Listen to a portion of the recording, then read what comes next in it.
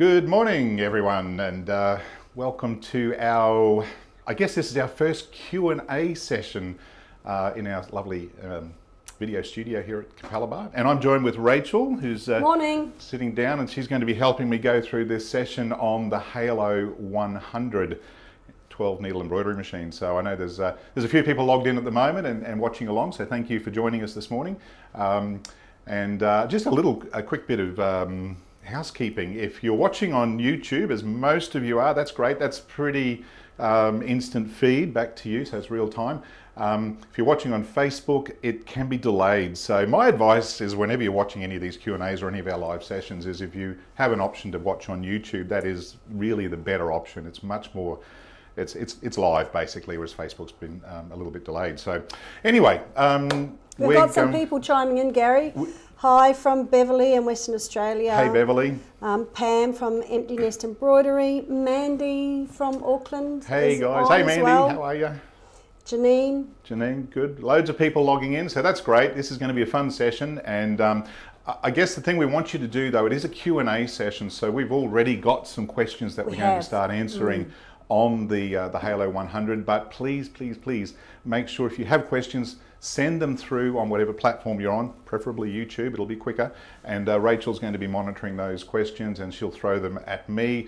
And we'll do our best to answer everything we possibly can because we know that for a lot of people, getting into seeing a machine in a store or something, if you live remotely, it's almost impossible. So particularly when you're looking at these bigger, more commercially orientated products, they're not that commonly found in your local sewing machine stores. So it is all about answering those questions and basically giving you the same kind of demonstration or input that you might have if you were in store talking to me or one of my team here at Capella. So we've got 3 cameras set up and we're not quite sure what the best angles are going to be, so we'll try and get that covered as we go through it.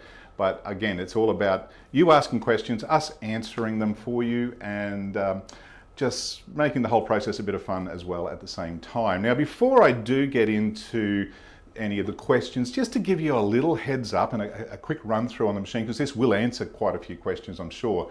The Halo-100 is it's a 12 needle commercial embroidery machine, and a similar footprint to, in fact, a smaller footprint than a lot of your home machines, to be honest.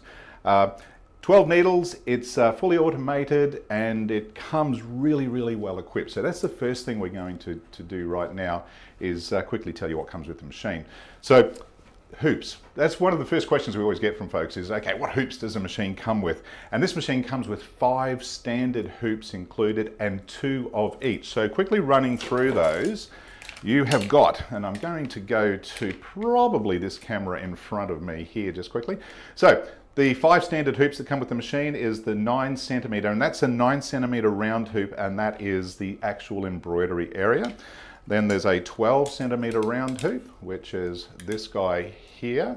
And then there's a 17 centimeter round hoop. Now remember, there's 2 of each of those, so they come standard with the machine. And then there's these days there's the 24 centimeter square hoop. So that is the actual embroidery area is 24. And then of course there's the 32 by 240. So that's 320 millimeters by 240 millimeters, or 32 by 24 centimeters. So very accommodating hoop sizes, and they are all tubular hoops. And for those of you who aren't quite certain of what a tubular hoop is, remember what it is a hoop where the arm of the machine, or the arm of the hoop, actually is on top of the fabric. So the part of the hoop that attaches to the machine goes on top of the fabric, and the outer ring goes underneath. And that's a key defining difference for a multi-needle commercial style embroidery machine.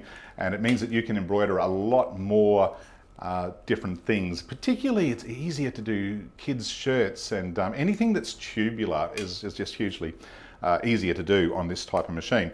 And of course, you do get the 2 mounting points. So unlike a domestic home style embroidery machine where you've only got 1 point that actually mounts to the embroidery unit, this has 2 points, and when it attaches, It attaches on 2 arms, and that keeps it really incredibly stable and allows for better, I guess, more precise embroidery is one of the key things. So they're the standard hoops that come with the machine, and it will also come with a great little accessory case of all the different, I'm not going to go through everything in here, but it comes with all the tools and basically the servicing parts and things that you will need over the life of the machine.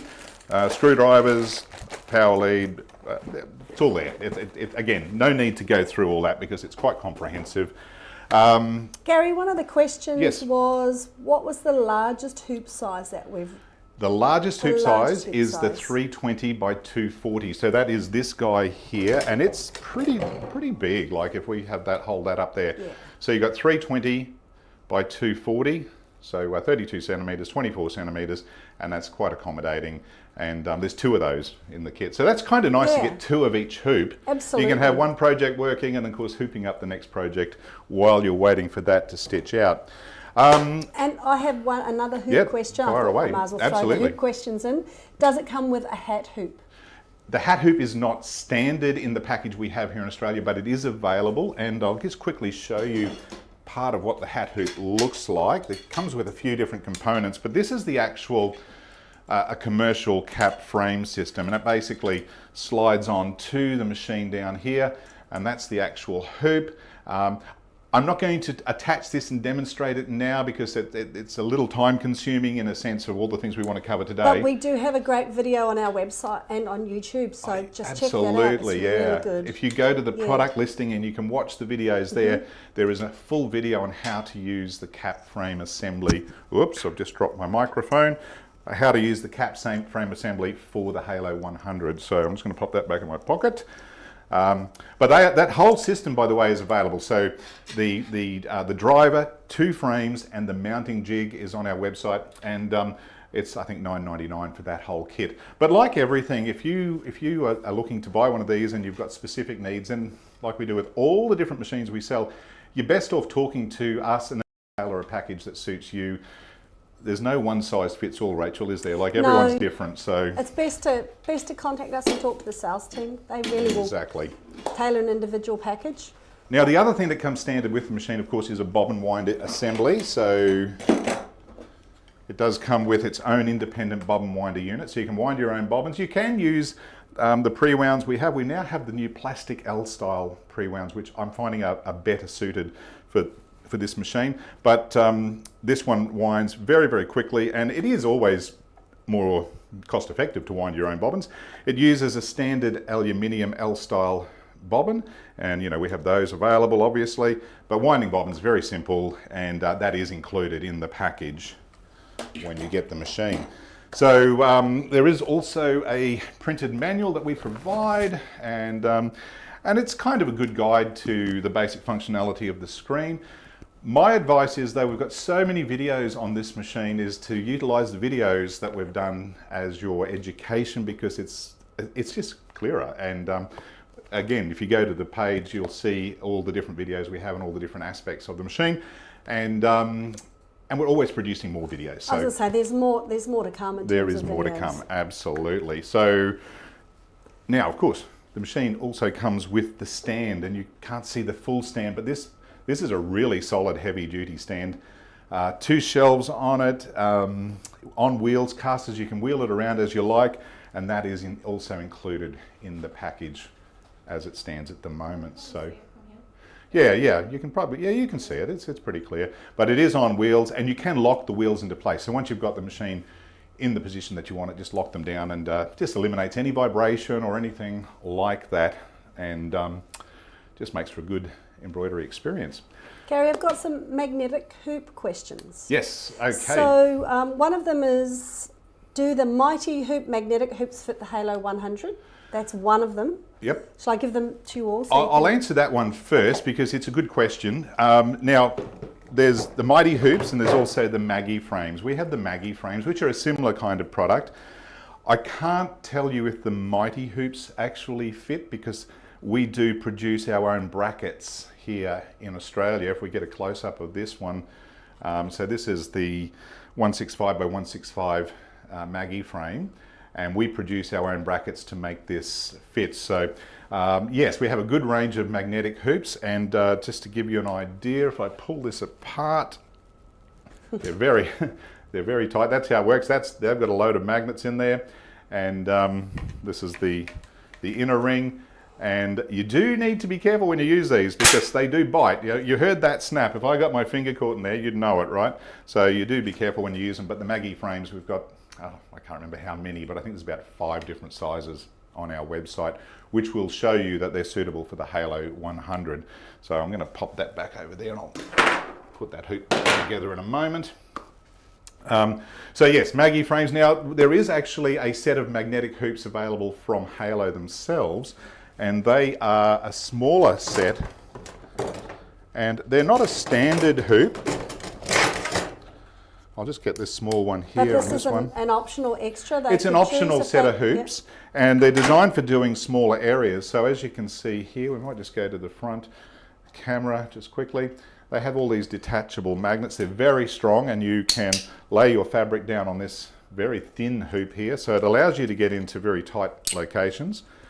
And then the hoops, the magnets actually just clip on there. Again, they're quite strong, so you don't get your fingers caught in them. There's another one that would go there. But there is a set of those, and you can read all about those on the website. Look, to be honest, I'm probably a bit more of a fan of the Maggie frames. I think they're a little bit easier to use, but there is a set of 3 of these, and you can, as I said, see that on the website.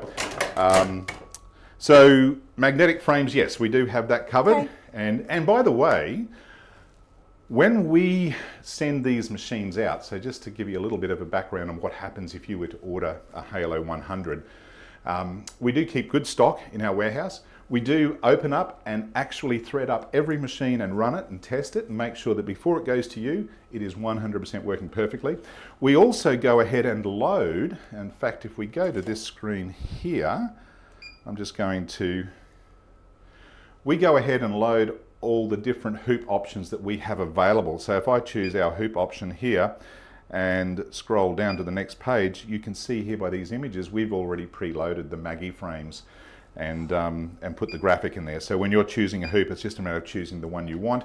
And it will actually then stop you or prevent you from putting a design in that's going to be outside the hoop area. So that's kind of handy. And we can continue to add different hoop options. And while I'm talking about that, Rachel, I should mention that we've also taken, because a lot of people ask this question, can we use any of the standard hoops that we use on the Brother machine on the Halo machine? That is one of the questions. Can Brother PR hoops be used Some of on them the can, Halo? and we've actually made our own brackets to actually adapt those hoops, and we've also pre-programmed those sizes into the machine. So they're your standard sort of square hoops. This was, for example, the 5x7 or the 180 by 130 hoop, and that will fit straight onto the machine and slides in like that, and yeah, so that will work fine. But if you have, for instance, a Brother machine, you've already got these hoops and you wanted to get one of these and add them, you would just need to let us know. We can actually send you the brackets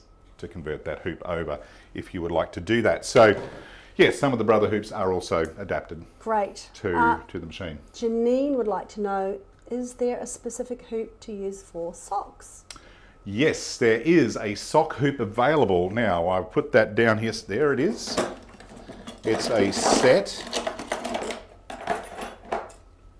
And it comes in 2 pieces. So let's just go to that we can see that. Oops, there we go. So this is the arm or the plate that actually holds the sock hoop, and that slides onto the machine like so. But the actual sock hoop is this little guy. So where are we? Which camera? We're on this one. And basically it clicks in like so. Now I'll show you how that works. I'm just going to take that off again. Pop that back on there for a moment. And we just push that on. Lock it into place. And I've got a sock here that I prepared earlier. We've already embroidered this one. There we go. I'll just quickly show you which camera. So we put a little emoji on this sock. And the way this works is, to be honest, the best way to do it is with one of our small hooping stations. And this part of the hoop goes into the machine, into the sock. And I'm just going to quickly show you this. We'd put our stabilizer in there as well. And then this part of the hoop pushes down. Hopefully you can see this is not the right way to do it. I would do it on a hooping station where it's a little bit easier to work with. So we've got our sock hooped in there now. And then in order to embroider it, we could, if the sock's big enough to go over the free arm of the machine, we could leave it as it is. But if it's a smallish sock, you just pull the sock back like so. It's great that it's a knit fabric, right? Stretchy, well, socks are pretty much are. always knit fabrics. And so that now you can see, there's the front, and that then clips on to the sock frame. We would choose the sock frame in here, which is number 10, because all the standard hoops that come with the machine are numbered, so that makes it easier. We choose number 10, and it will actually move. So if I choose hoop number 10, whoops, lost my little stylus pointer, use my finger, and click OK, that will now move and reposition the whole mechanism to suit the sock frame.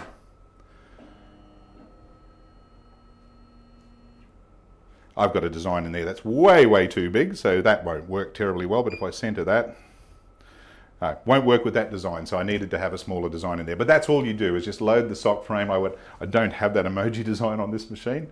Should have thought about that before. But once that's loaded, it will center the design and you just simply continue on. And it won't let you sew where you can't sew. So that's the good thing about having the hoops in the actual, built into the machine. So I'm just going to take that off for a moment. And the hoops just slide out. I'll get that off in a minute. It's much easier when you're standing in front of the machine. So let me just do that. So anyway, that's your sock frame mechanism. And it comes with two of the sock frames, so you can have one embroidering and then have another one ready to go, which is kind of good because socks normally come in a pair, right? Yeah. So yes, there are sock frames. Any other hooping questions there? I think that we've covered all the hooping. Okay, and I wish I had another stylus because I've just killed mine. I don't know what I did with it. The little points come out. So perhaps someone who's watching outside is going to bring me in a stylus pen. That would be great. Be easier than using my finger. So what I will do here is just get back and choose our standard hoop that I was using before. So let's just do that, move that back into the center position. Okay, so questions that we normally get from people when they're looking at buying a multi-needle machine is, I don't know that I'll be able to thread it. That's one of the most intimidating things. And so if there's any threading questions out there, please do ask them. I do actually have one. Okay. It says, I would like to know, does Halo have an automatic threading system? No, it doesn't. There's no real automatic threading systems for industrial machines, other than the Brother PR series, which has the automatic needle threader. But the process of threading the machine down to the needle is still quite a manual process. However, the way the Halo works is, like most industrial machines, when you're changing the spool, hello, someone's just listened to my plea for a new stylus, so thank you guys, I have a new stylus. When you're threading the machine, or when you get the machine, if you'd order one, we will have already threaded the machine. All you'll need to do is assemble the stand and tie the spools, the threads on and pull them through. But there is these, I don't know if we can see on this, might go to this camera here for a minute. You can see we've got, well, start down here actually, just scroll down a little bit. So this is needle number 1, for instance here. This is thread number 1 that goes to needle number 1.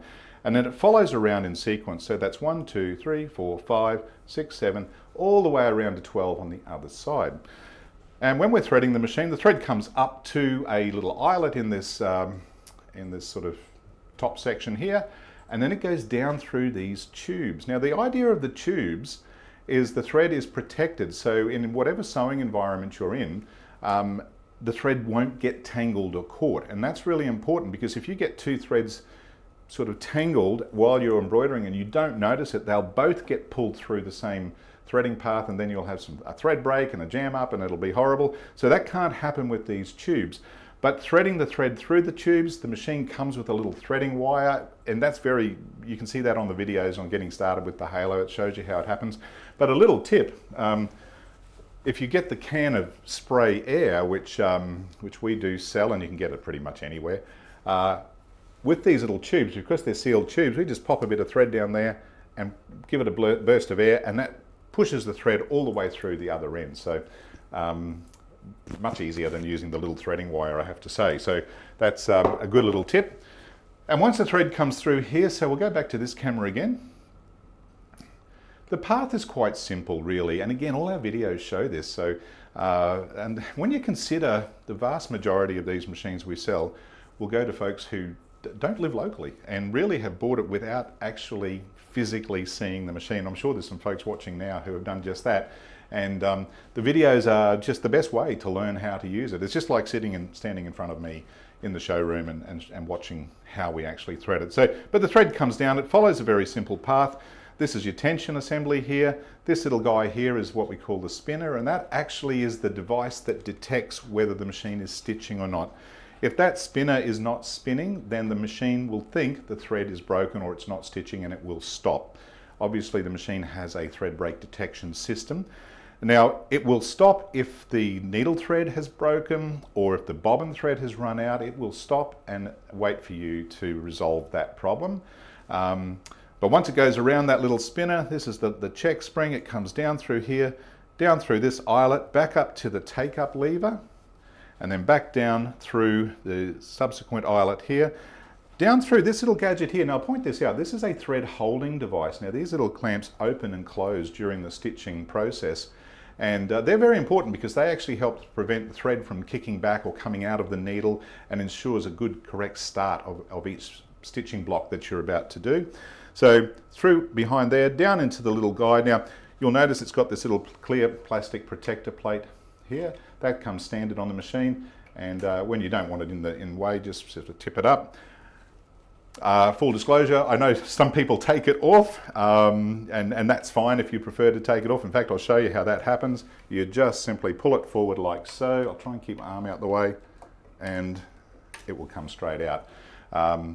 It's not vitally important that you leave it on there. It does make it a little easier to thread the machine when that is not in place as well. So once it comes down through the little thread holding guide there, through the little eyelet on the needle, the eyelet above the needle, and then into the front of the needle. So you have 12 needles, they're all independent.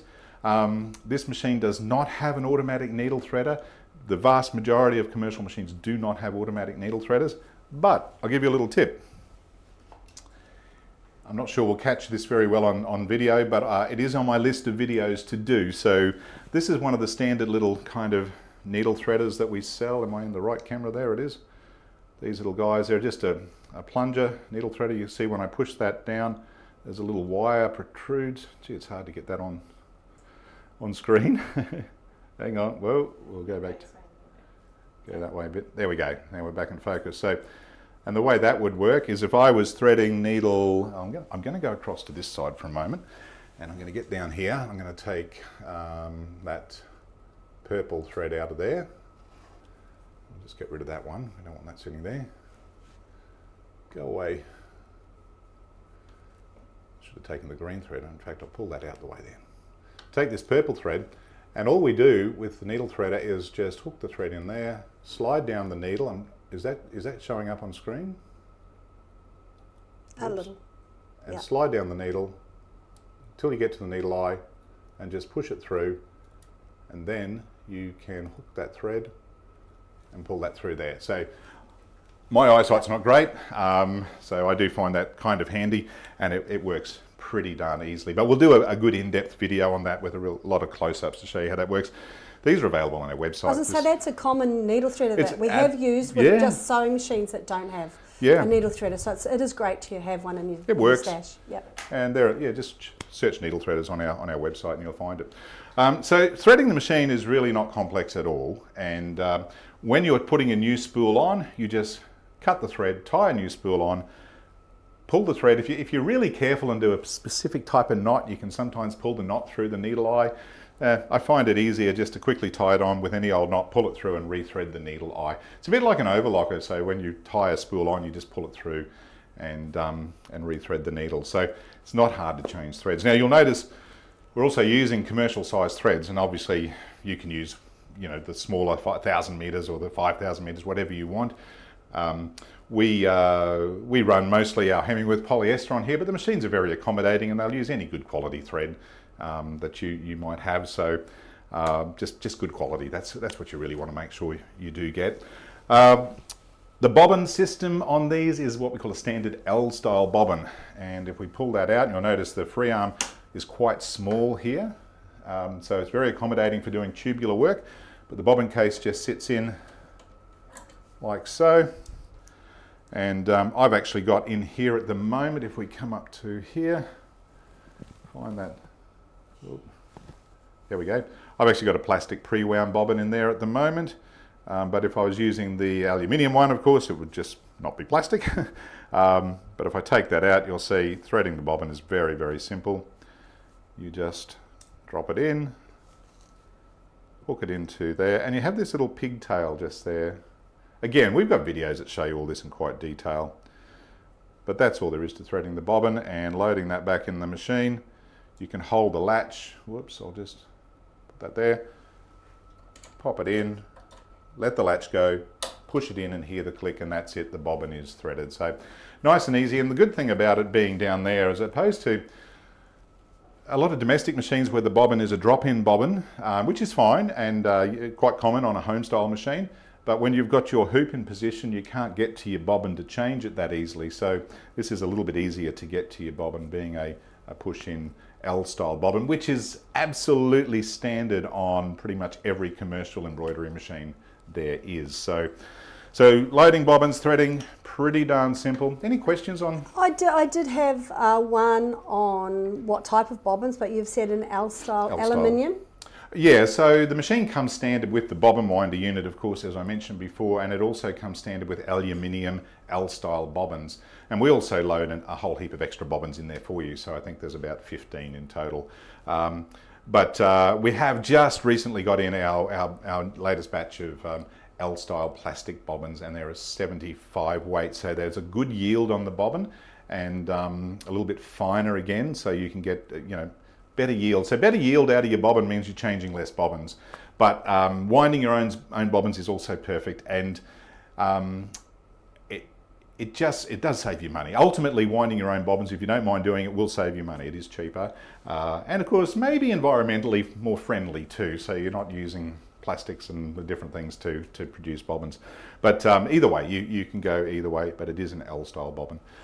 One of the other questions which might be relevant is if it's, how often do you oil it if you're not using the machine every day? Great question. So, on any commercial embroidery machine, any machine with a what we call a metal rotary hook system, a steel rotary hook system like these have, if you're using it every day, you should oil that hook. That's a given, and there's a video on that. If you're not using it for a day, you don't need to oil it. It's as simple as that. But you do need to oil the hook every day you use it. We have videos showing you how to oil the needle bars and the needle bar felts, and that comes down to a weekly or monthly thing depending on how often you use it. And here's... So would you oil more if you're using it more? Yes. So less if you're... Okay. Yeah, so there's a full how to maintain your machine video, and it leads me into another conversation, and I think we had a question about this too, Rachel, didn't we? About servicing and... Yes, we did have a question. Someone was curious. She's not local. Yep. And wanted to know how she would get the machine to us to service, or was that required? Yeah. It's a complicated question because in Australia there is a distinct lack of qualified sewing machine technicians around. It's just how the industry has turned out. We lost the clothing industry, or the bulk of it, back in the 80s and 90s, and of course that meant that we didn't have all the sewing machine or clothing factories. We had less sewing machine mechanics, so it is hard. And I know there's a lot of people who live in areas, and we sell a lot of machines to areas where there's no sewing machine store. There just isn't, and so what do you do? So when it comes to servicing these machines, one of the things that attracted me to this model specifically, particularly when we got our first sample in, was the simplicity of the machine for servicing, the quality of the machine. The main shafts on these machines are on bearings, which means bearings don't need the lubrication the same way as what we call bushers do. So there's less of a requirement to internally oil the main areas on this machine as opposed to machines with bushes. So that's an advantage. But what we've aimed to do is make these machines maintainable by you, the user, or someone who has some logical degree of mechanical aptitude. You know, like, are you able to take covers off? Are you able to follow our video? Because we've only just recently all but finished our full service videos, where we'll make them available to owners of the machine who can actually then do their own maintenance on the machine. As long as you follow our videos and you know, call us and talk to us if you're not sure about something, you'll be able to maintain this machine yourself, or a person you know who has some degree of, you know, mechanical aptitude will be able to easily maintain these machines, because it is a problem in Australia now. There's so few sewing machine stores and sewing machine mechanics around, and if you live remotely, that becomes challenging. Now, the other side of the equation too is if you do not have someone locally who's capable of servicing the machine, or you are not capable yourself, as long as you keep the box and the foam packaging that came with it, we can always get the machine back to one of our locations for servicing. They're quite a compact box, and quite easy to ship around, and they do ship well as long as we have the original packaging.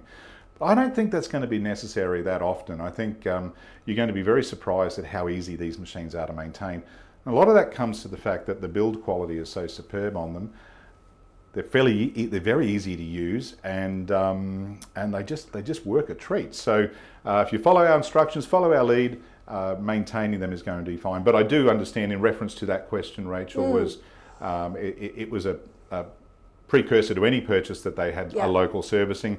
If that is important to you, and there's as long as there's a local sewing machine technician, if they're independent, they can always contact us. They'll be able to access the videos we've created on how to service this machine, and any sewing machine technician who is, you know, a sewing machine technician would be able to work with us to make sure that the machines are serviced. And we do carry all the parts and all the serviceable things that we need to maintain these machines. So, and that question was the size, dimensions and weight of it.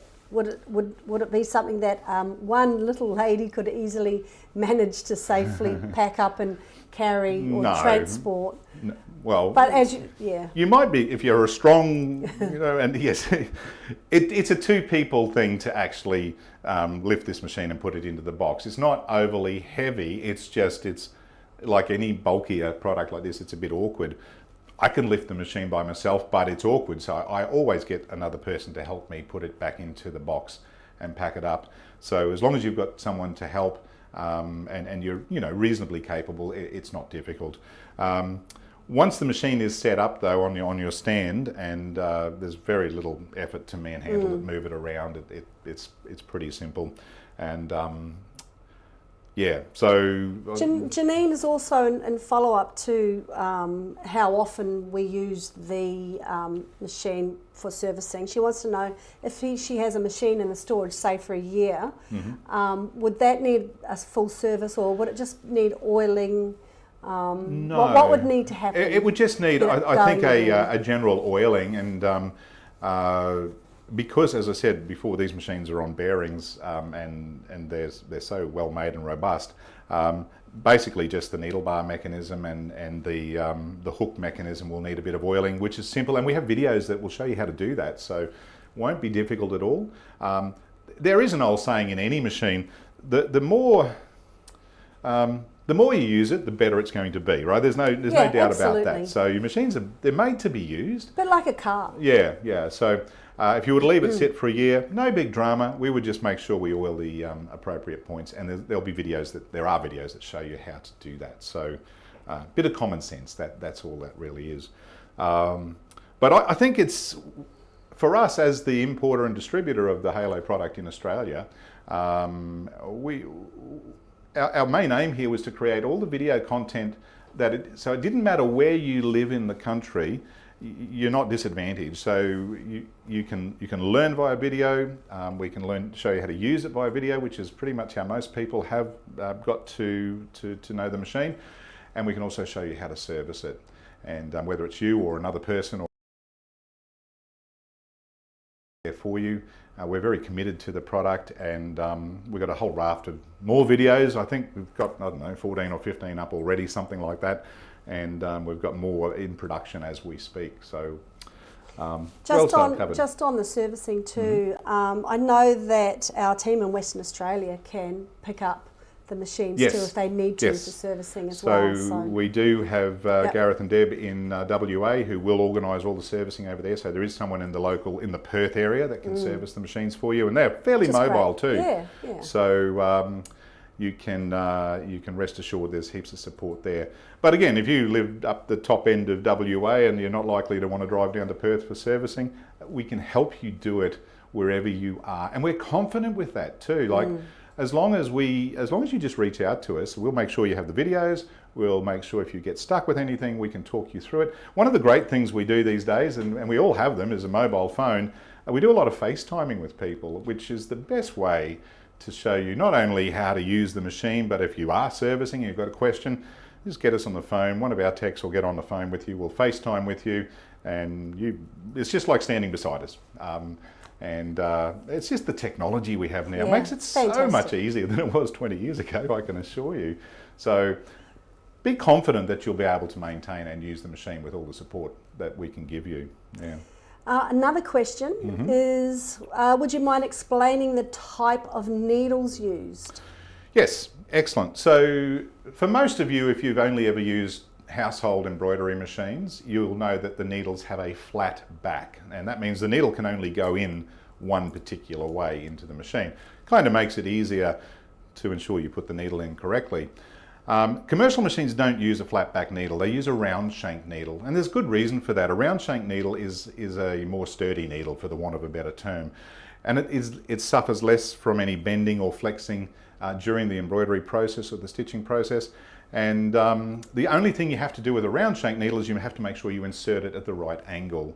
Again, we have a great video showing you how to do that, and we even have a little, what we call a needle magnet, which the video shows you how to do it, and if you just follow that video, you will always put your needle in the correct way.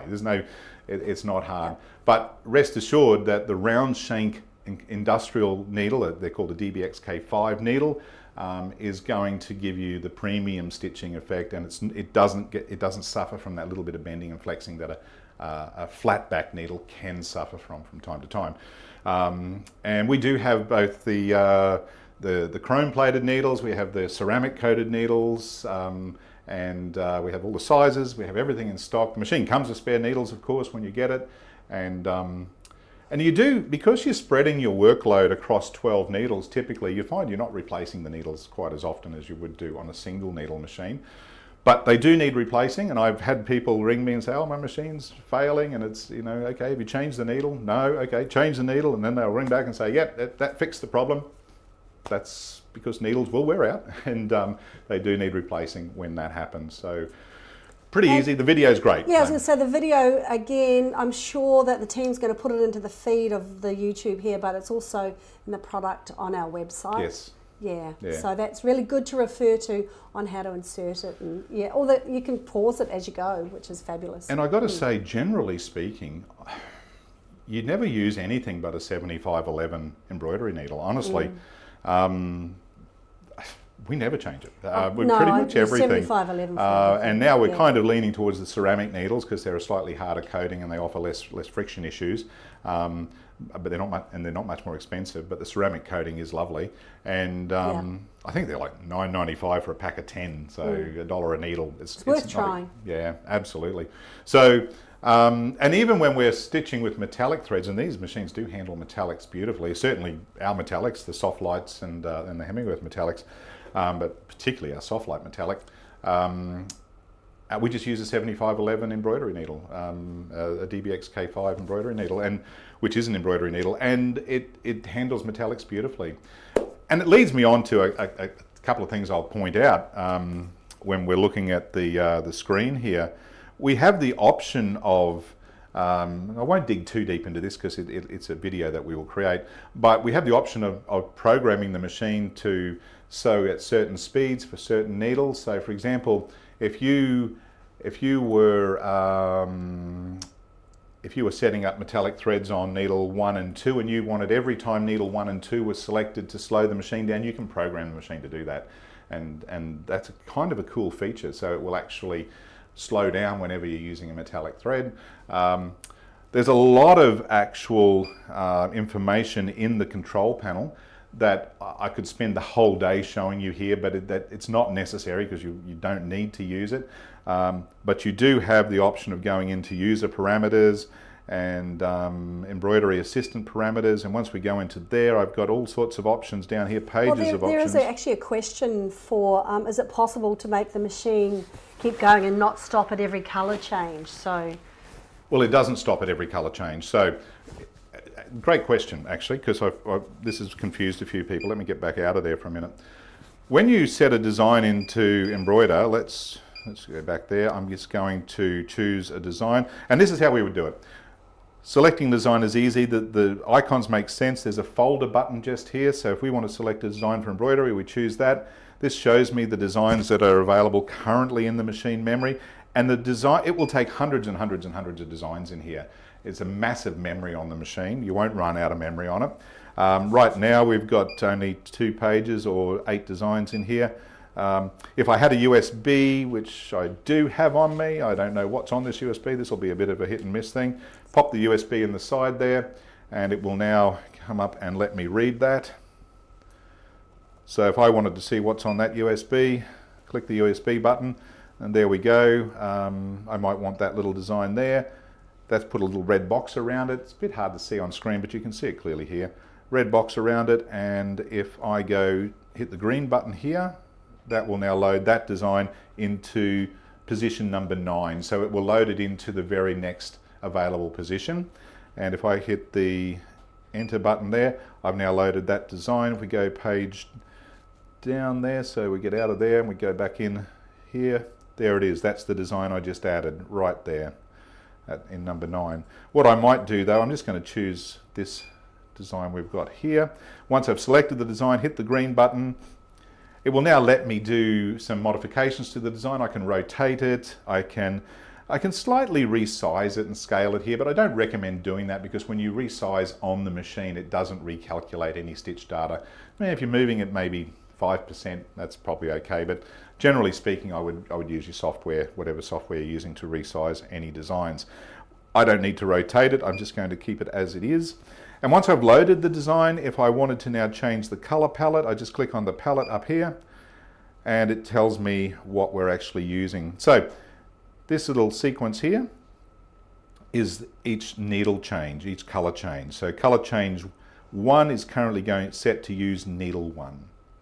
And these are the 12 colors that I currently have on the machine. And what I've done is I've actually, and you can do this, you can set the machine to represent the colors here represent the colors I actually have on the machine. And it's kind of it's not a perfect match, but it does give you a guide as to what you've actually selected. So for example, if color change number 1, which is that part of the design just there, if I wanted that to be, I'll go to a really contrasting color, if I wanted that to be blue, I would simply come down and choose blue, and you can see how it's now changed up here to blue. It's telling me color change 1 is going to use needle 8, which is the blue on needle 8. And so all you do is go through, select the colors you want. Now, let's just assume I'm happy with those colors, and I click the green button. We have, and I think this is the question that was asked, is can you set it to just automatically go through each color, and without stopping after each color? Now that's the beauty of a multi-needle machine, is of course you can, if you've got the right setting in place. And we have had some folks who missed this setting from time to time. There's 2 needles just here, and I don't know if we can zoom in any closer there. We'll probably, all right, well there's 2 needles there. Right now there's 2 red arrows, one between the 2 needles and one that goes up and down, and a letter A in there. That is the fully automatic mode. So if I've got that mode selected and I've programmed in my colors, I hit the go button, I walk away, I come back, and the design's going to be finished. If I touch that button again, it now has 1 red arrow between the 2 needles and a letter A. That means it's kind of semi-automatic. It will go, it'll stitch the colours that you've programmed, but it will stop after each colour and wait for you to hit the start button again. So that's where I think people sometimes get it wrong. That's I think so. Semi-automatic. That Those kind three of settings. goes into one of our other questions that Rachel from New Zealand's asked, which is with Applique on the Halo. So you'd need to activate that if you're doing Applique. You could do it that way. Yes, she's also asked about designing in Hatch. So it's kind of a software and a Halo question. Yeah. So can you speak to Rachel about, so it stops and starts to, obviously, so you can place your fabric. I'll move on to that in a moment. Okay. I'll finish this little button option here, because this is probably one of the most common questions we get is, oh, my machine's stopping after every colour, or my machine will only stitch needle 5. Okay, this is always the problem, is if you only have it set on this little sort of one arrow and an A, it will stop after every colour and you will have to hit the start button each time. That's what it's programmed to do, like that. If we hit that button again, we now have 2 needles, 1 arrow and a letter M. This is manual mode. Manual mode means whatever needle you currently have selected on the machine. So if your machine is sitting as it is on right now, it's sitting on needle number 5, that's what it's going to stitch. If I hit the start button, it will stitch needle 5 and it will keep stitching needle 5 until I change it, because it's in full manual mode. Hit that again and we go back to full automatic. If I hit start button now, it will now go back and select whatever colours we had programmed in, and it will just stop, it will then choose the next colour and it'll continue on. So that's fully automatic, and again, just reiterating that, the second one is semi-automatic. It will choose the colour, but it will wait for you to hit start. And the third one, of course, is manual, where it will only stitch the needle that you currently have selected. And that's it. So those 3 settings are really important. You need to get the right one. Now, the question was, what about Applique? We recently put up a video which is about setting your offset points and stops. Now, what you can do in here, see if I can do this on screen fairly easily. We've got a design in memory. Oh, sorry, we've got a design selected. If I take that to embroidery mode, and the way to do that is, in fact, I'm going to go to automatic first. So we're fully automatic. To go from edit mode, which I'm currently in, to embroidery mode, I just hit the red needle button with a cross or a line through it. And it will say, change to embroidery confirmation status. So that means basically go to embroidery mode. So I click yes, that's fine, I do want to do that. And this button will now turn blue. So we're in embroidery mode. If I hit the green button to start, it will start stitching. Prior to that, it wouldn't. It won't start until we actually have this button is blue. But let's just say I'm doing an applique or an in the hoop project, and after the second color stop, or after the first color, I want the machine to stop because I need to now put down some fabric or a component of an in the hoop project or something. Even though we're still on full automatic, if I want to program that in to stop, I just touch my color palette and we have this button here. I need to decide where I want to stop. I want to stop after the first color, but before the second color. So I would choose needle number 2 because I want to stop after the first color, but before the second color starts. So I've chosen needle number 2. This button here is our offset point. So we touch that and you will now get a screen up the top. They call it patching points, so patches, badges, offset, applique, it's all similar technology. This is more an industrial technology.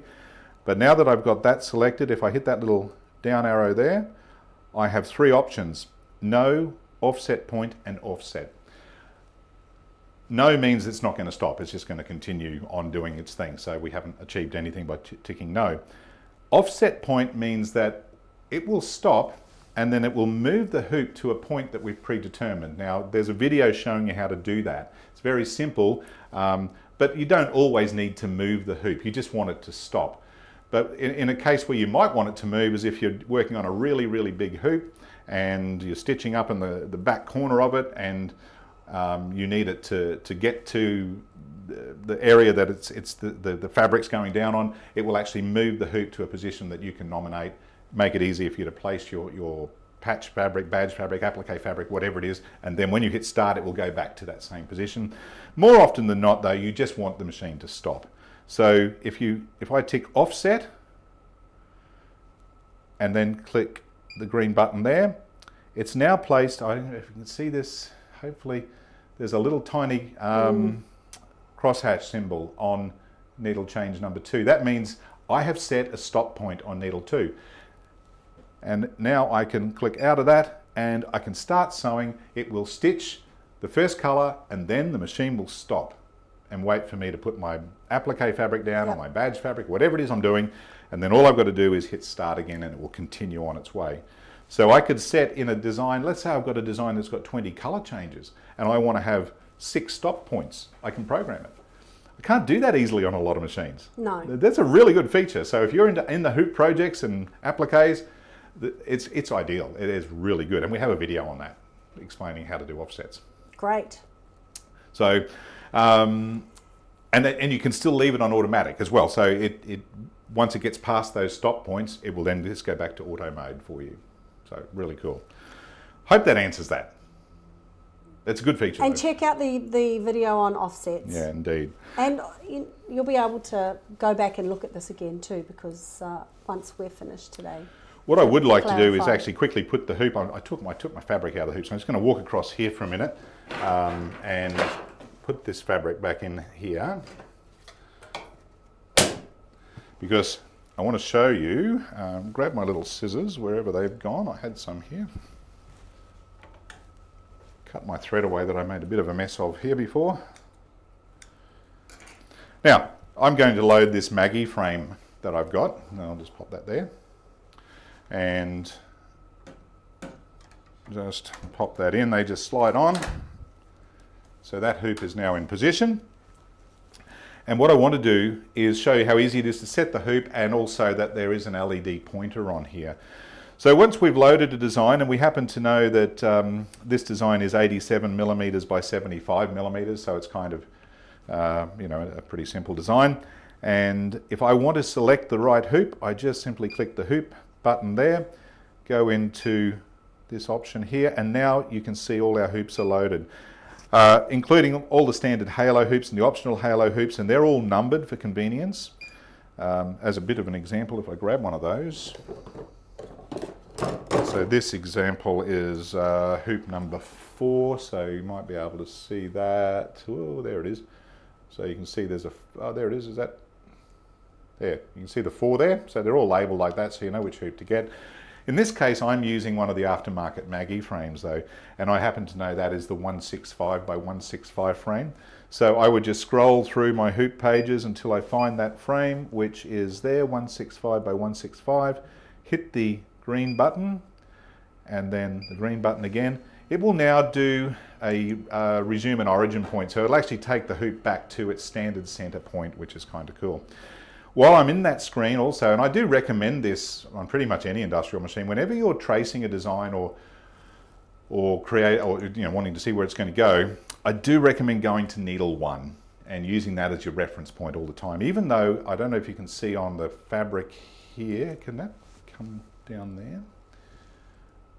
Can we go to that camera? Yeah, it's a bit hard to see, but there is an LED pointer. Probably should have had some black fabric in here, would have been better. But there's an LED pointer pointing to the needle drop position. So once I've got the hoop selected, and if I want to trace my design, I do recommend going to needle 1. And to do that, we'll just go back to the screen again.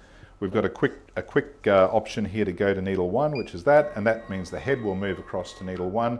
And now I can trace the design by hitting that button, and that will show me exactly where that design is going to stitch. So it's nice and easy. And Bob's your uncle. So if I wanted to move that around, I've got an option to move the designs just here. We'll go back to the main screen again, the big screen, here, that one. Yep, that's it. So here's where I can move my design around, and now you notice if I take it outside the embroidery area, the screen goes red, and that's a warning saying, hey, you can't stitch there. So I can now, of course, move that back. If I want to center the design, I can just hit the center button. if, for instance, I wanted to stitch this design towards the top and I wanted to repeat that design numerous times on different applications in that same position, I can actually set that as my home position. So that design, every time I load it, that's where it's going to go, and I can return to that position. If I wanted it to be back in the center, and then I could just say that's the home position there. So loading designs very easy, moving them around is very easy. You've got the option of fast and slow speed moving. So if we hit that button, we've got one arrow here now. That means that moving the design around is smaller increments and much easier to manage. We'll just center that again and just hop out of there. Again, our thread palette, our color selection was set here. And Gary, Sam's actually asked about changing the colors. So he says, how do we change the colors assigned to the needles on the machine? Okay. E.g., I want needle 1 to be white and needle 2 to be black. Yep. And I don't want them to show up as pink and red when looking I will show you at right the now how design to on do the that. screen. You need to be in out of embroidery mode. So that's a good question, actually, and I'll answer that because I know there's a lot of folks with the machines watching today. So we're currently in embroidery mode. You can see there's a blue, the button's blue. I'm going to get out of embroidery mode by touching that and going back to edit mode, essentially. So now if I hit my start button, nothing will happen because we are not in embroidery mode. In order to change or modify my color palette, all I need to go is into settings, user parameters, embroidery assistant parameters, and I just got to make sure I get to the right screen. I think it's page, I will find it in a minute. My eyesight's not great, so it's automatic stitch filter value. No, it must be page 1. Oh gosh, gone blind. It's always harder in the studio under these bright lights. Am I in the right screen? I've got to remember myself now. Isn't that terrible? I'm having a mental blank here. Logo display, set back halfway. Load stitch, needle, pattern, prompt. Select, so it's page 3 on this machine. Select the design display color. So if we choose number 2 there, and you'll get this basic palette come up. So here's your 12 needles. Currently, needle 1, which is on the left here, I've got set to that sort of beigey, orangey sort of light brown color. But if I wanted that to be white, so if I had white thread sitting on needle 1, I would just choose white, and that's now changed that to be white. And so when you're working with your design range, it will show as white for needle 1. If I want a needle 2 to be black, I would just choose black, etc., etc. In my case, I don't. I want that one to be that beigey, soft beige color, which was, I think, that one. Now, these are only, whoops, go back, choose needle 1, change that to there, and the second one was light purple, so I'll just go back to there, and my third one was that limey green color, which was there. So I've now reset my colors to be the same as here. Now, it is only a guide, guys. It's not a perfect color match, so don't expect that. It's just to give you a good, quick reference guide that white is on needle 1, etc., whatever you've actually set it as. And once you've done that, just click the green button and escape out of there, and your color palette will be as per what you have on the machine. So, Sam, I hope that answers that question for you. So again, if we wanted to go back into embroidery mode, we would just click the red button there, and we're back in embroidery mode, and we would be good to go. So if I wanted to double check the position of my design, there it is. I can see that is in the correct position. If you wanted to recenter, hit the recenter button. We might actually just start stitching, because I've still got, I'm pretty sure, that offset point or that stop point in position. So let's do that. That actually brings up another question about the stitch out. Is there a function to see how long a design will take to stitch out? There's not. It will tell you the number of stitches you've got. So this is 6,980 stitches. I'm currently we're at stitch number 0 because we haven't started. But that will work through it. So you'll be able to see how far into the design you are. An interesting point here is that this is a more commercialized machine. It does run more powerful motors than similar machines in this kind of size and capacity, and it does run more true to speed. So give you a bit of an idea there. I'm just going to show you something. I just want to say it does go a lot faster. It does go pretty fast, yeah. Machine. This is the servo motor that actually runs the machine. It's big and beefy and very powerful. And this is a typical motor that would run on a home style embroidery machine. So there's a big difference. This is a little DC motor. This is a servo motor, and way more powerful, can carry the speed a lot better. And it means that also the motors that drive what we call the pantograph, or the XY, the movement of the frame, they're also quite a bit bigger and beefier than what you would see on a home style machine. And so the frame can move more consistently and handle the speed that you're going to give it. The machine will run, generally speaking, up to 1,000 stitches per minute. My advice is, though, even though a machine can run at 1,000 stitches per minute, it's the thread that has to handle it. And the faster you run, the more stress on the thread, the more heat build up, the more static build up, and the more likelihood you're going to have a misstitch or a thread issue. So I generally recommend 750 to 800 stitches per minute is the sweet spot for these machines. And I'll put my little stylus down over here. I think was that the question? I think the speed. Yeah, so if you allow that, you can do the arithmetic yourself. If you were allowing 700 stitches per minute, divide the stitches by that, and then allow a little bit more, because you've also got to account for trims and color changes, and generally speaking, all machines, if you go to big satin stitches, for instance, will slow down just a smidgen to manage that long stitch length. So the longer the stitch, the slower the machine will slow down to, but far less of a slowdown on a commercial machine like this than a domestic machine, substantially less actually. But if I wanted to start stitching now, we're in the embroidery mode. We know we've programmed all our colors in, and the first color is going to be color number 8. So if you've never watched a commercial machine or a multi-needle machine work, we've currently got needle 1 is currently selected, but the first color is needle 8, so watch the head here. When I hit the go button, it will now move across, select the appropriate needle, and start stitching. And now it will stitch that first color. Now this is currently running at, I can click that little button, at 700 stitches per minute. And it's going to take about a minute to stitch this little section here. So if you just saw that, it slowed down a little bit while it made some movements around the design, and then it sped back up to normal speed again. They're quite a quiet machine in real terms for a commercial style machine. Gary, one of the other questions was about thread trimming and jump stitch detection. Yep. I'll wait till this finishes, then I'll keep talking. This is almost done, but watch what happens here when it finishes this color. It will stop. Even though it's on fully automatic mode, remember, I programmed in a stop.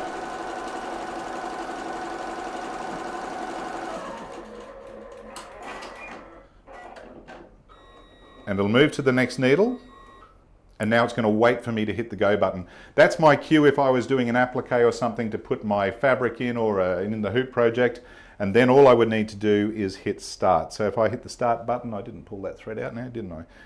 It will now go on and do... Oh, that is the...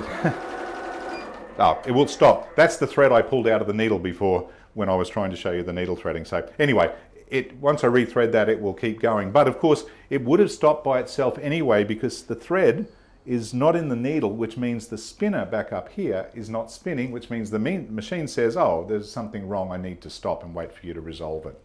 So that's you know, all machines have a stop function or a thread break detection function, but these are quite precise and they do pick it up very, very easily.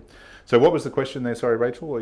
The question was thread trimming and jump stitch detection. Yes. So if you have, if you've got an older style embroidery machine that was pre having normal thread trims and jump stitch detection, you'd know that some designs you'd end up with threads going everywhere over the design, and they often get sewn into subsequent parts of the design, and it's a nightmare. This machine has obviously automatic trimmers, so it will trim whenever there's a trim function in the design. It will trim it for you. The thread, when it's trimmed, will get held back out the way, so as when you start the next color, the tail of the thread will get stitched in underneath the fabric, so you don't have any nasty thread loops and tails on top of the fabric. Where you have a jump stitch, this will detect a jump stitch and it will turn it into a trim stitch. So providing the design's been digitized correctly, that will happen automatically. And that's pretty much standard on most modern commercial, and even most of the modern home machines now have both trim stitching and jump stitch detection. So yeah, absolutely standard now. So you don't get all those stitches across the top of your fabric. So hope that answers that question. Yeah, I think it does. Now, just as an example here, again, my needle 2 is not threaded. So if I wanted to now choose and go back and say, oh, you know what, I don't want to use needle 2 anyway, I want to use needle 5, I can either go into my programming here and I can say for needle 2, which I'm currently selected, use number 5. And if I now click OK to that and hit start, it will now move to needle 5. I'm just going to move that thread out the way. And it will continue on for me. So I can override the stitching in the middle of a design. I don't need to get out of the embroidery mode to change that.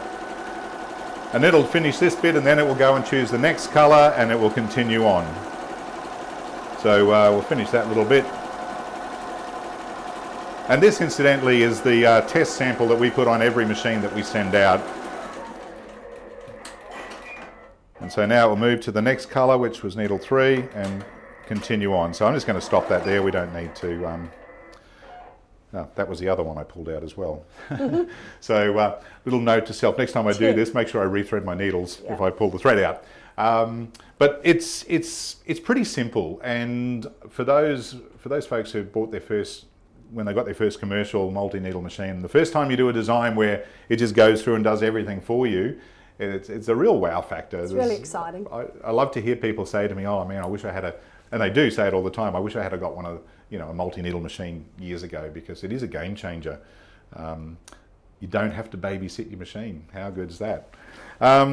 So any other questions at the moment? Yeah, I do have linking machine questions. So okay, yep. Can 2 or more Halo embroidery machines be linked together? Good question. So it raises the question about how do you load designs. So the easiest way, and I'll get to the linking in a minute, but the easiest way for loading a design is a simple USB. It takes DST files or DSB files, but DST will be the most prolific, and that's the standard industry commercial file format that every software program works with, every design company supplies them, and you just load your designs onto a USB stick, pop it in the machine will read it, and you can transfer those designs to your internal memory on the machine. So that's one way of loading designs. The other way is you can do it wirelessly. The facility is there to do it. We're going to do a video on this very soon. There's a little app that's available from the manufacturer, which is basically just a small app that lets you transfer designs from your computer to the machine via your LAN network. So the video will show you clearly how to do it. You will plug an Ethernet cable into your existing network, and then from your computer you can load the app and you can simply then communicate with the machine. Now if you had 2 machines, you could communicate with 2 machines, so you can select which machine you want to send to. It's not technically it's not a high class or a really complicated highly featured linking system. It doesn't drive the machine, it's just for sending designs to the machine if you didn't want to do it via a USB. Look, to be honest, I personally find it easier just to pop the USB in. It's just so quick and easy, but we will be doing a video on connecting that Ethernet cable to your local network. We do have a video from the manufacturer, but I think we've got to do it a little bit more English, I think. It's probably going to be better. Australian, yes, that's it. And we will do that. But again, the USB protocol on this is very, very simple. You don't need to use a small 2 gig USB, because a lot of you would know in the home market, some of the older machines now struggling. You try, you put designs on a 16 gig USB stick, they don't read properly, and this stick I'm using right now is in fact a 32 gig stick. So I think I've run 64 gig sticks in here, so there's no issues with reading USB sticks. Really, really clean and simple. And you don't need to format the USB in any way. You just simply drop your designs on there, and the machine will actually read them. And it will also read down folder structures within the USB. So it's very, very simple and easy to follow. All right, any other questions there? I have 2 software questions, Yep. a service question, and then a kind of a summary question. Yep. So the service question, just to bounce back to there, Rachel asked, do we know when it needs servicing, the machine, or is there a timeline? I mean, I know we say 12 to 18 months with a domestic machine, but is there something like that for the Halo?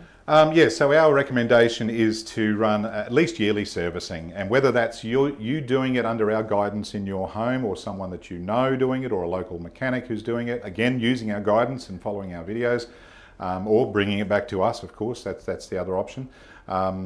But we do recommend yearly as just a generalised guide. If you are a power user using this, 8 hours a day, 5 days a week, you might want to do that every 6 months, because that's using it really commercially, which is fine. The more you keep it maintained, the better you maintain it, the longer it's going to last you. Generally we go with hours, but you can have a look at the actual stitch count. So if we go into, if I escape out of there, we'll come down to this main screen again. If I go into my settings pages here, I can go into machine statistic actually. So this machine here, for instance, it will tell me it's done a total number of stitches is 1,080,000, that's only 104,000 stitches. So this is a baby, it's done hardly anything. But once you get to 10 million, 20 million stitches, anywhere in between there, you're probably looking at, it's a good time to give it that maintenance that it would deserve. We recently had one of the very first machines we sold came in for its first service, and that was about 18 months of use and solidly used. I think it was around 20 million stitches.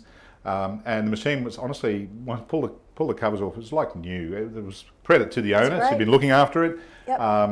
But absolutely no wear and tear. It was just perfect. Just needed the oil just needed to be updated, and just a general clean out and check over, and stitching beautifully as you'd expect. So I was really impressed with that, but well maintained by the customer who was keeping it clean. And that goes with any sewing or embroidery machine or any piece of equipment really.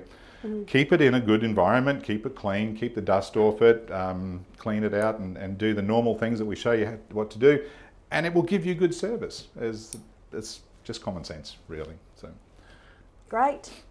So I've got 3 software questions. I'll start with Rachel's first. This is part of that applique. So she said, do you need to do all your applique designing in Hatch for the machine to stop and start to fit in the fabric? So that's kind of a... Okay, so good question. Genuine applique design will have stop points in it, applique points or commands in it. A commercial machine won't stop for those commands from that software. It's just seeing that as a color change.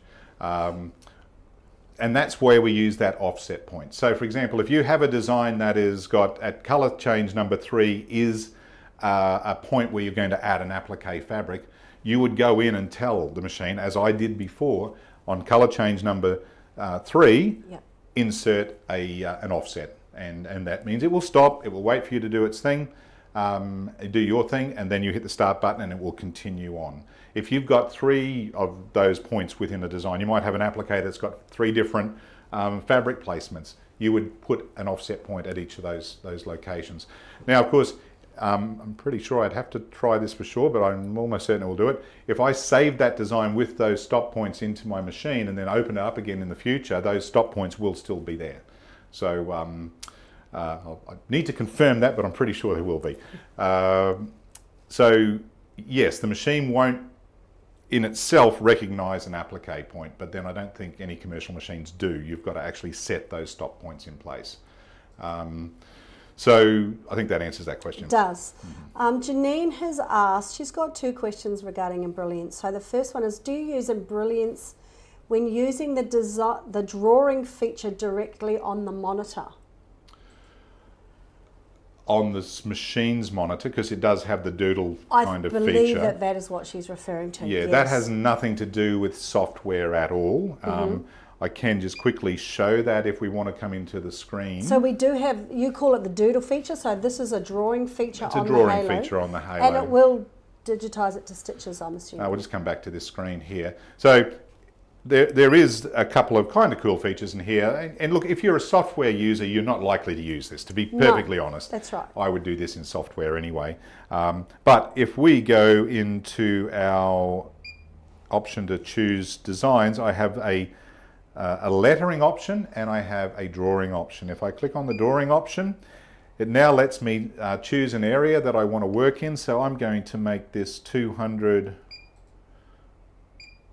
by 200. So I've got a 200 by 200 canvas area or workspace. The pen width, or it's 4 millimeters, so essentially it's a 4 millimeter satin stitch it's going to work with.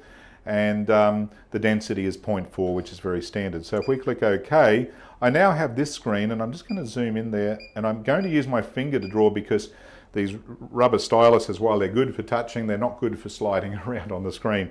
So if I wanted to write my initial in there, whoops, that's a terrible G, but you get the general idea. I've actually now created that as a little piece of embroidery. If I want to turn that into stitches, I just click that button there. I can see it as an outline or stitches, and if I wanted to save that and stitch it, I could just hit this button here, and it's going to go into position number 10. And you'll see now when I go back into load a design, there it is. I've now created that kind of terrible G. So look, it's built in there. You can have some fun with it. Kids could have some fun with it. You could have an idea of doing your own sort of freehand signature if you wanted to do that. But if you've got Embrilliance and you've got Stitch Artist, or you've got whatever digitizing software you have, you might find that you're going to have more control in your software rather than doing it on there. Likewise, if you were to use the lettering options, which are quite powerful on this, considering they're built in. I think there's 50 odd fonts, I think, if I click on the font option. Yeah, so we've got 28 different built-in fonts. And you can set them at pretty much any size you like. So it's got some good, powerful lettering options, and we've got a video on that. But again, if you're a software user, as most of you will be, you're going to get better results using embroidery software, like, you know, Embrilliance and Hatch and all those great programs. So, yeah, that kind of segues into these next questions from Janine, which is, do you have video on the usage of Embrilliance software for the Halo, and also embroidery from photos? Is that something Halo can do? Okay, also, great question, and I need to clarify this now. This is the machine, yep. And it doesn't care what software you have, right? Whatever software you use, whatever you're comfortable with, you create a file, you save it as a DST file, this will stitch it. End of story. That's what it does. It's the hardware that does the stitching. It doesn't care what software you have. Obviously, we love Embrilliance, we love Hatch, and we love, Brother P Design. Photo Stitch is brilliant, you know, like, yes, it will do great photo stitch, but you have to create the file. So the software and the machine are two separate things, and this will work with any software that you have, and there's no need to have a specific software to work with this machine, or any machine for that matter. So for embroidery from photos, you would need to use P Design Photo Stitch. You need to create your photo stitch, and yeah, P Design I think is still probably the premium photo stitch software, God, we've seen some really amazing results from that. The biggest challenge with that, though, guys, is getting your colours and getting them right. So you need a big range of colours to do great photo stitch, I think. So software, separate issue, not tied to the machine at all. Hope that answers that question. Yep. All right. And I have one last question, and it's, you've covered a lot of things on the Halo, but what really are the main differences between a commercial and a single needle, say, domestic machine? Automation, first up, 12 needles versus 1. You don't babysit the machine. You hit the go button, you walk away, you come back, your design's finished. That's amazing. The other big thing is they're more capable from a speed point of view. They are a more robust machine. They're going to outlive a domestic machine. If you're going to give a lot of work to an embroidery machine, this is going to outlive a domestic machine. There's absolutely no doubt about that.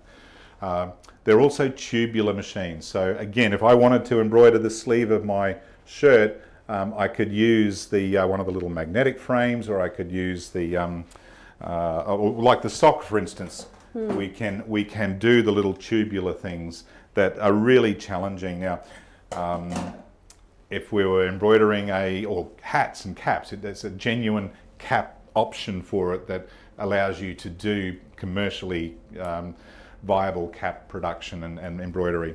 The tubular nature of a machine just opens up everything. Sports bags, if I was embroidering up the leg of a pair of jeans, I can do that because I don't need to undo the side seam to get the hoop over the free arm. Again, we have a good article on our website. We do.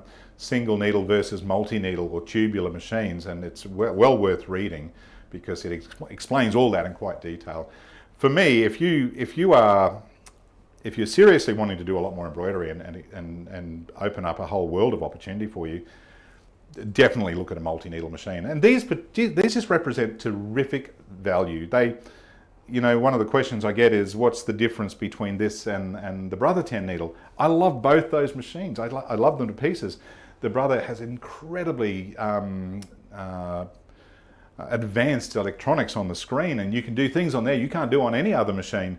But if that's not what you want to do, and you're just looking for a workhorse machine and you're quite happy using your software, you're creating designs and you just want to punch out work all day, every day, then this is great value. And it's a very robust machine.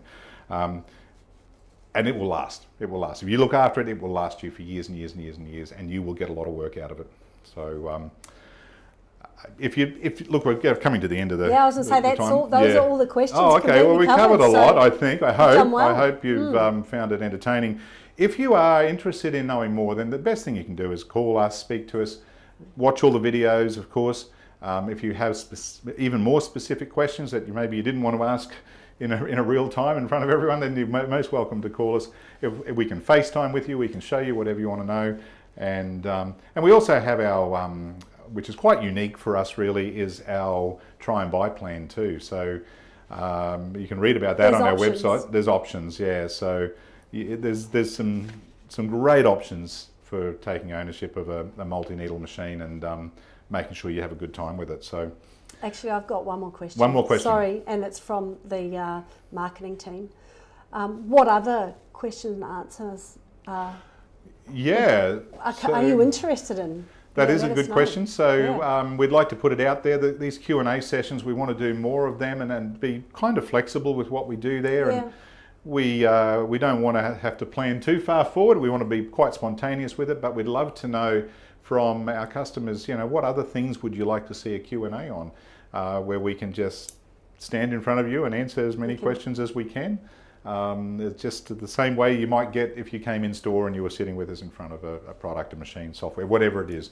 So please let us know, just email us and or on this forum here, just let us know what other Q&A topics you'd like to cover. We'll create a list. Or create a list, yes, you might have a big list, and we'll do the best to get to everything we can. Time is our biggest issue sometimes. All right, well I think that pretty much is a wrap for now. So thanks for joining us, folks. Hope you had a good time. Now I will say, I've mentioned some prices and things here, and this model, we're going to keep this video up on our website for quite some time.